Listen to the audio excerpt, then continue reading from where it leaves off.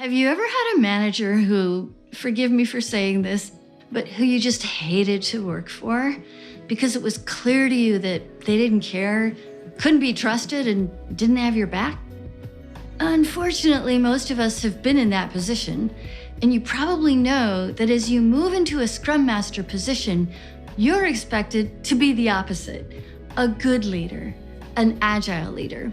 So what you'll learn in this sprint is what a good Agile leader looks like. By the end of this sprint, you'll have a strong understanding of the core leadership skills you need to develop in yourself to both answer interview questions and be a great leader on the job. So my apprentice Quinn came to our live mentoring cohort meeting the next Tuesday with an interesting story. She told us, I had an interview yesterday, and the hiring manager asked me what kind of leader I am. I know that a Scrum Master is supposed to be a servant leader, but I wasn't sure how to answer. I'm wondering if we can talk about that today. I said, yes, thanks for bringing it up, Quinn. To get started, I'm sure that you already know that as a Scrum Master, the type of leadership expected of you is to protect the team and get blockers removed. Quinn said, yes, I heard that before. So I went on. And part of what it means to be an Agile leader is to lead by example and help others grow. That's pretty standard knowledge in the Agile industry, so if you didn't know it before, now you do. Quinn said, yeah, I have heard that, but help me know how to answer those questions in the interview and how to lead in my day-to-day work. I said, okay, fair enough. If you really want to stand out in the interview, here's a bonus that will help you do that. There's a famous research organization called Gallup who did studies for several decades on leadership. They discovered that followers need 4 things from their leaders, from you. Those 4 things are trust, compassion, stability, and hope.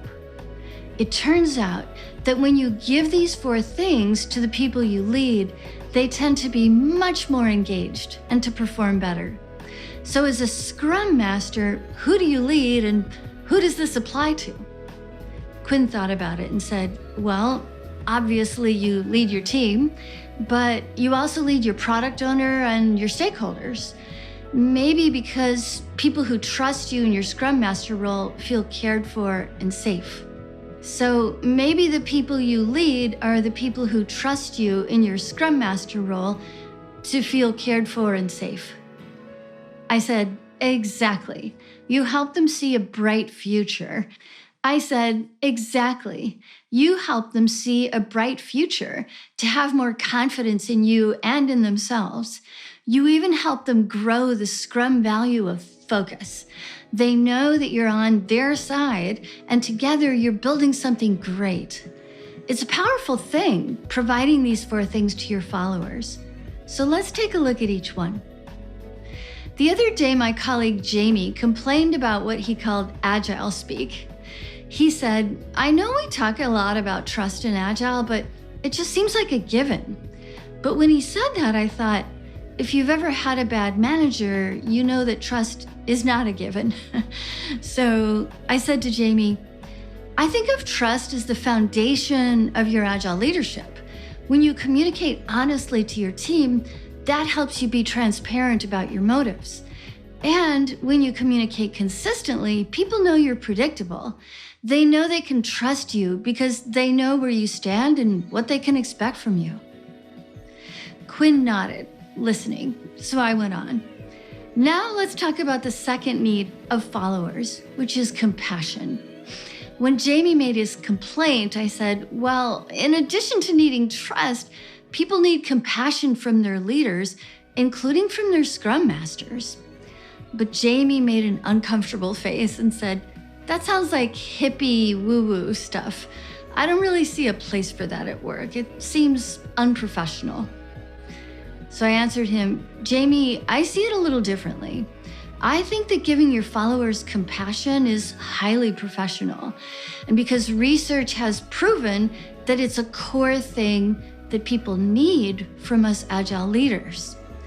People bring their whole selves to work, not just a small piece of themselves that's doing that job in the moment. We owe them the respect of dealing with them as whole people. I could tell he was listening and reconsidering his position.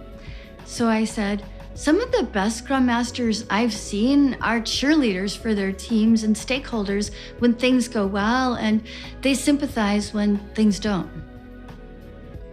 So the third thing that our followers need from us as Agile leaders is stability. When you are calm, they are calm. Many of you watching this video right now are probably parents or aunts or uncles. How do you react when a 3-year-old starts screaming for her toy? Do you start screaming too? Probably not. Or if you do, it means you're so stressed out that you need to go off by yourself for a little while and calm down until you're able to take care of the screaming child.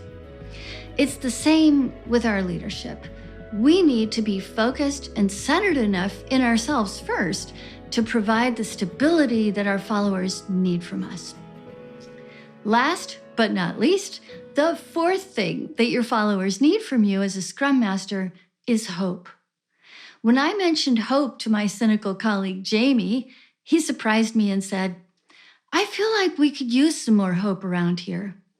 I'd expected him to make fun of me, but when he answered that way, I realized that hope is a universal human need. So when you do things in your Scrum Master role that give people hope, you're giving them a powerful gift. Don't underestimate it. When you give them hope, you're giving them a reason to aspire, change, and strive. And that's what we're all about in Agile product development, pushing the boundaries of what's possible.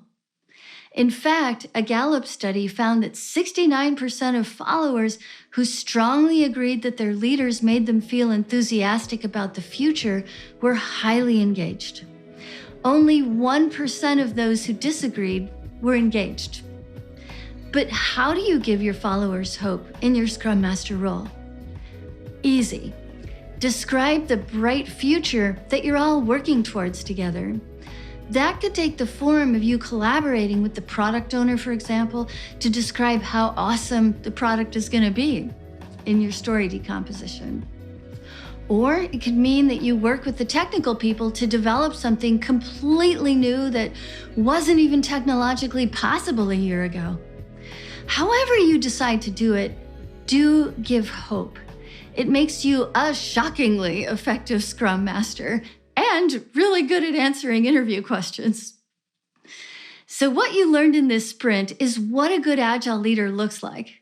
By now, you should have a strong understanding of the core leadership skills you need to develop in yourself to both answer interview questions and be a great leader in your Scrum Master job.